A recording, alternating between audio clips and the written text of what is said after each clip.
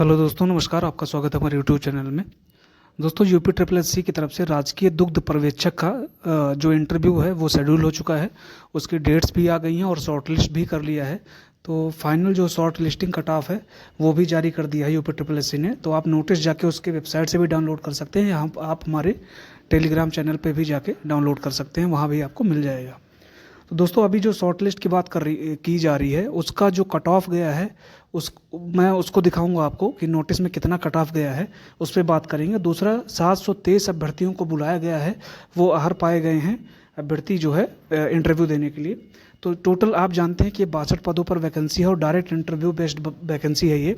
इनमें किन किन लोगों को फ़ायदा मिलने वाला है वो भी मैं इस वीडियो में बताऊंगा कि अगर आपके पास वो चीज़ें एलिजिबिलिटी हैं तो आपको इसमें ज़्यादा अधिमान दिया जाएगा। मतलब आप वैल्यूएबल रहोगे उनके लिए और आपके सिलेक्शन होने के चांसेस ज़्यादा रहेंगे। तो आइए सीधे चलते हैं नोटिस पे और आपको दिखाता हूँ मैं। तो दोस्तों, देख सकते हैं आप, आयोग के विज्ञापन संख्या 18/5/2016 के अंतर्गत विज्ञापित दुग्ध आयुक्त दुग्धशाला विकास उत्तर प्रदेश लखनऊ के नियंत्रणाधीन राजकीय दुग्ध पर्यवेक्षक के 62 पदों, ये टोटल पद दिए गए हैं। आरक्षित के 35 हैं, अनुसूचित जाति के 11 हैं, अनुसूचित जनजाति के 2 हैं। तो मतलब ये इन पदों पर के सापेक्ष शॉर्ट लिस्टिंग की कार्यवाही के उपरांत साक्षात्कार के लिए कुल 723 अभ्यर्थी आहर या औपबंधिक रूप से आहर पाए गए हैं। ठीक है, अब शॉर्ट लिस्टिंग का आधार क्या था वो भी बात कर लेते हैं।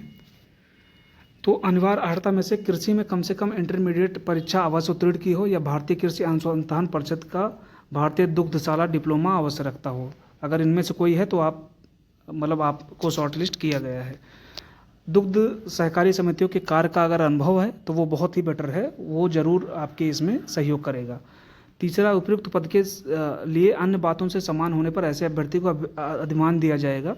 इनको शॉर्टलिस्ट करने के लिए ज़्यादा वैल्यू दिया जाएगा। जिसने प्रादेशिक सेना में न्यूनतम 2 वर्ष की अवधि तक सेवा की हो या राष्ट्रीय कैडेट कोर का बी प्रमाण पत्र प्राप्त किया हो, तो इनको और वैल्यू दिया जाएगा। ठीक है, अगर आपके पास ये चीज़ें हैं डिग्री के अलावा तो आपको और वैल्यू दिया जाएगा। ठीक है, तो शायद 723 अभ्यर्थियों को साक्षात्कार के लिए बुलाया गया है।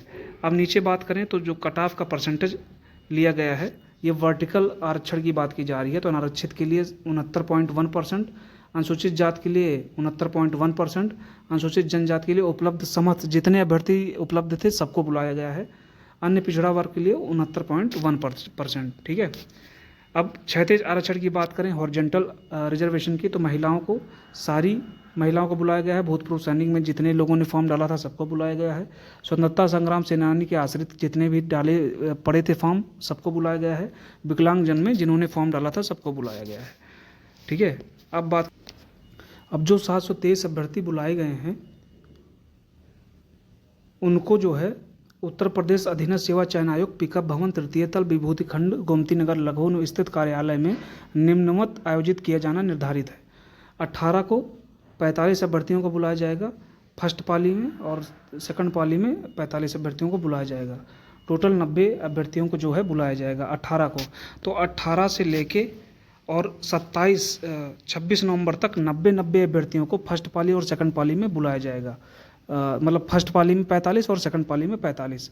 टाइम जो है 10 बजे सुबह पाली फर्स्ट का है और सेकंड पाली का दोपहर 1:30 बजे से आपका इंटरव्यू शेड्यूल होगा।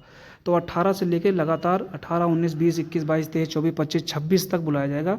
27 को पहली पाली में सिर्फ 3 अभ्यर्थियों को बुलाया जाएगा और दूसरी में जो अभ्यर्थी अनुपस्थित थे उनको बुलाया जाएगा। तो टोटल 723 अभ्यर्थियों का इंटरव्यू जो है वो 27 नवंबर तक हो जाएगा और 18 नवंबर से चलेगा। 18 से 27 नवंबर तक हो जाएगा। अब जो फीस देनी है, सामान्य व अन्य पिछड़ा वर्ग के लिए 60 रुपये है, अनुसूचित जाति व अनुसूचित जनजाति के लिए 20 रुपये। ठीक है, ये आपको ऑनलाइन जमा करना है।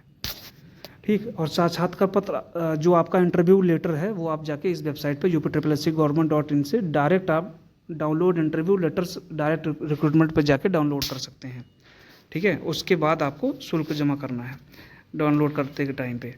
अब आपके लिए जो ठीक है, तो आपको जाके 27 तक जो है वो इंटरव्यू देना है।